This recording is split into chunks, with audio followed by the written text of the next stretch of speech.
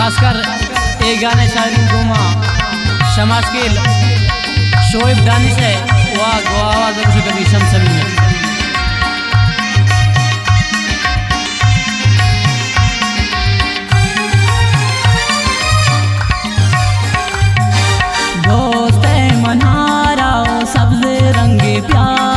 गोदरदा नबी तीस बर जंगे ब्या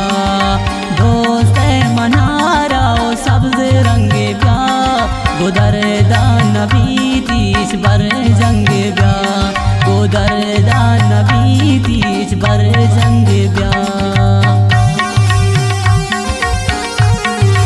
खासकर फरमाश करता शमाशकिल शोएब दानिश खास संगत बिलाल अरमान व द्वारा फरमाइश करता अवालदा रमजान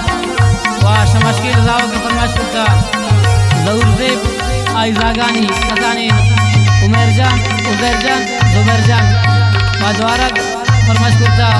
हैदर कशानी दोस्त जाने व द्वारा सजाइदान शेराबादा खसानीन मोहम्मद सईम जान शदफ्तान जाम मोहम्मद मलंग आई संगत दिलावेद मलंग मिन्नतवार बाज बाज याकूब सागर है।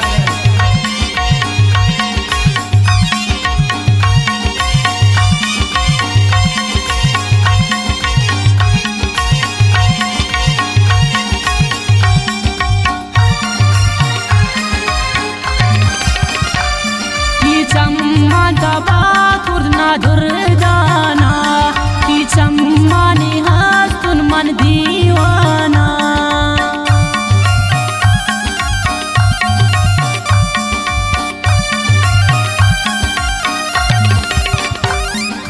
चम्मा दबा कुर्दना दुर्दाना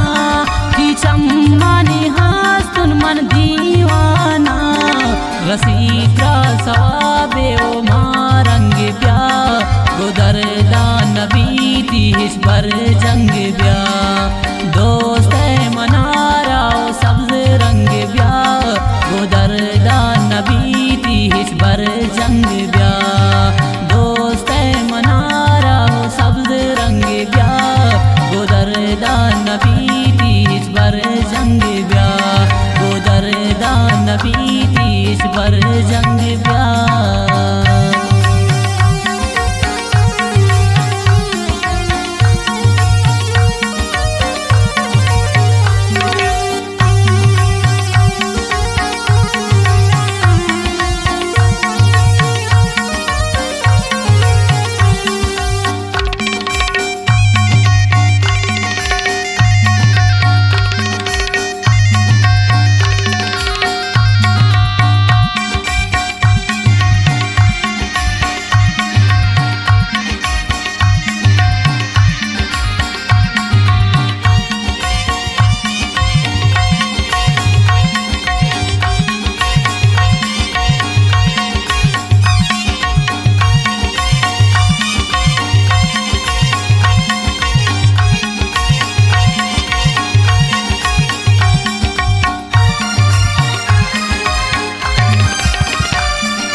चम्मा सोता दिलारा मने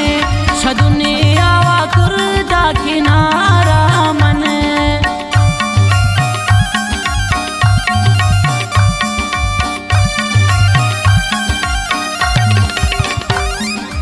चम्मा सोता दिलारा मने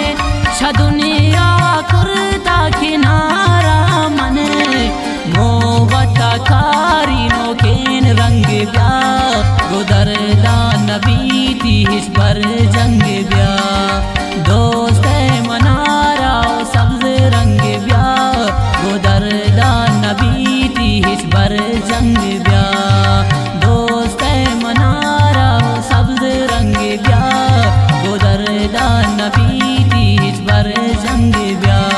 गोदरदा नबी तीस बर जंग ब्या।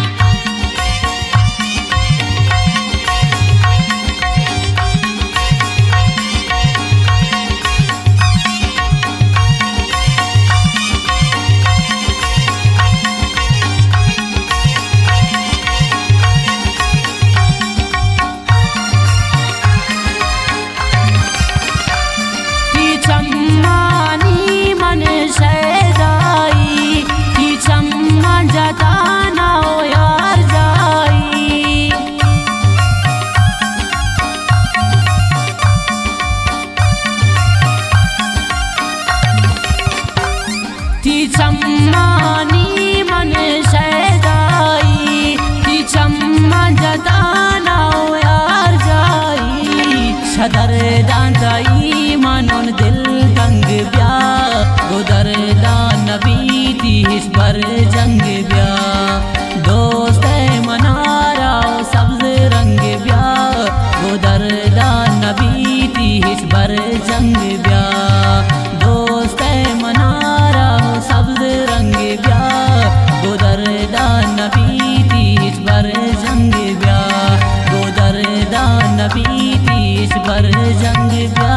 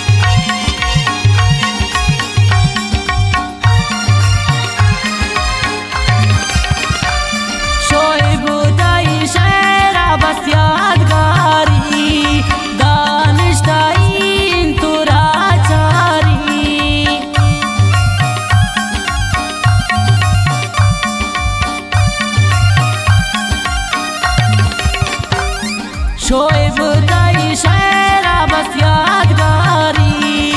दानिश्ताइन तुरा जारी ब्या के द्रागिंदीनो अश रंग ब्या गुदरदा नबी तीस पर